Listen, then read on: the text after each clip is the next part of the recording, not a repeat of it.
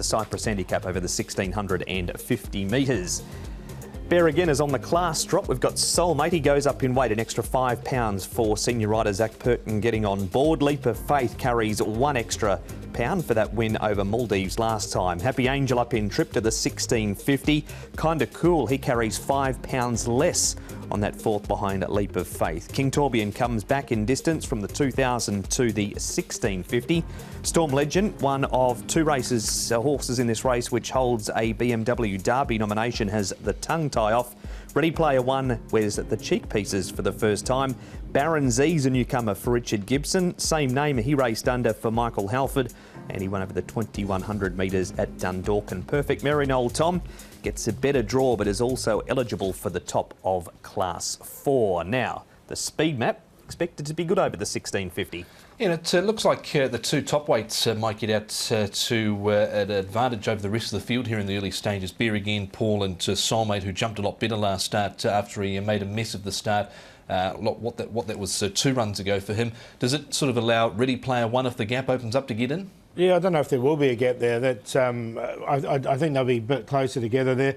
I think Gallant Crown's going to get a nice run just in behind the pace. Leap of Faith likewise. Then Kinda Cool. I don't think they will go too crazy in front. All right, so perhaps possibly even good to slow? Yeah, no, I still think it'll be on the good side, but it won't be good to fast. Okay, I just like playing with the buttons now. They work again. All right, Gallant Crown is a horse that Paul is going to make a very strong case for. His rider is Karis Teaton. This is what he told Nick out at Shartin this morning. Karis, Gallant Crown is a horse that you've got a good association with. He'll line up at Happy Valley on Wednesday night. Yeah, of course, Nick. It's nice to get back on him. You know, he's been running well this whole season, and I think he's going to the race with a nice chance. Talk us through his trial, Karis. He trialled well recently behind Wellington and Co. Yeah, it was a nice trial for him. He did not need much. He just went around and just get him ready for tomorrow night, and I was pretty happy with his trial. Racing around the valley, obviously something you're very adept to, and this horse has got a good course and distance record. He's done nothing wrong this season, has he? Yeah, of course. You know, I won on him a few times, and of course, like I said, he's been running very well. Last time I thought, of course, he ran a brilliant race. Just got Pepper on a line, and I think he's in good form. And like you say, he handled it pretty well. And I think he's going to go into the race with some confidence. And just on that run last time, and he was second to Cheerful Days. I mean, he's come out and won a Class 1 on Chinese New Year, so that the form there is rock solid. Yeah, 100%. Of course, with that kind of form, you have to go into the race with a bit of confidence, and looking forward to riding him. All right, we've seen the replay once already during that interview. We're going to break it down a little more now, Paul, and we'll start with you because he's a horse you're very keen on Wednesday night. Yeah, I do like him. I think he's going to be in exactly the right position from barrier number 5. And look, the horse that beat him, Cheerful Days, it come out and won a Class 1 race at Shartin after this. So he's just met a horse who's at the top of his form at the moment. This is Class 3. These two weren't clear. I just think he's going to win this. Yeah, I think he's certainly got every chance to do so again as well here at Gallant Crown. He did win 5 starts ago. That was over exceptional nice. He's had a quiet trial since. And Maldives, who finished in behind the placings in that race, has come out and run a very narrow second to Leap of Faith. Now, you mentioned Tom's Soulmate and the barrier issues he had 2 starts ago. There he is in barrier number 6, and Alfie doesn't appear too happy when the gates go back.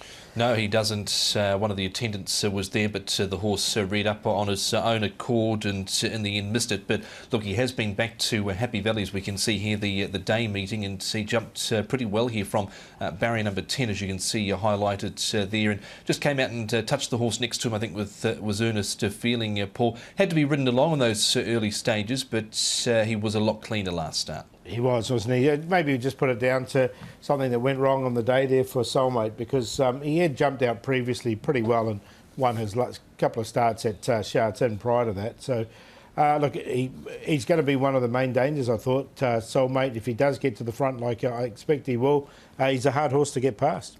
This is his first start at Happy Valley as well, where he does run second with Zone D coming down the outside and beating him. Maldives in behind had been in good form. We'll see a Fast Pace and Blastoise, who also come out of this race. Blastoise in the black and Fast Pace fading in the purple and yellow. They run earlier in the program over the 2200 metres. So barrier number 7 for Soulmate. Next replay, and it features Leap of Faith. There he is in those blue colours there, Paul. He gets in really well at the weights following this win. Kind of cool does too, because he gets a big weight relief on what he had to carry against Leap of Faith last time. Yeah, so they both go in for me. I think they're both good chances. They both go in on a minor line. Leap of Faith is a horse that's been in good form, and when he did win his races last season, he did hold his form quite well. And Kind of Cool is quite a well rated now horse. He's getting down towards a winning will rating as well. Yeah, you could see that Leap of Faith had a good stoush there with Maldives over the final stages. Of course, Invincible Missile come out of that race and won. And Wagner Borges, of course, with John Size. They've had a great 2021-22 season with 12 winners across the board, a win rate of 13.6% just from the 88 times that they've been able to combine. So a combination this season that's been really effective. The odd couple, but it certainly works, as you can see there with those stats that Tom was pointing out. And finally, Tom, this is Storm Legend. Now, he's had some wider draws. The tongue tie is off, and this was over 1,800 metres, so he has got back and run home well at his last 2 starts. Draws barrier 3, back in trip to the 1650 though for this. Yeah, I just wondered about the drop back to 1650 here. He was beaten 4 3/4 last start at Happy Valley behind Savvy Kingman, settled a long way back. But look, he actually made a little bit of ground over the final stages. He was good a few runs ago, Paul, but I just wonder about the drop back here. Yeah, that was a little query, but look, that race was run pretty slowly with Savvy Kingman. He did dictate that race really well in front, did Zach, so it was quite a good run to run on a little bit there. And there's always a button that gets me. Paul, we need some selections for the last. Yeah, with Gallant Crown, I think he can win this race. He comes out of a very strong form race. The horse should be in the right position. Soulmate, if he jumps, which he has done well at his last start, in there for second. Kind of Cool. Look, it was a good run from him and didn't have the clearest of runs. And Leap of Faith, the last start winner. 5, 2, 6 and 3.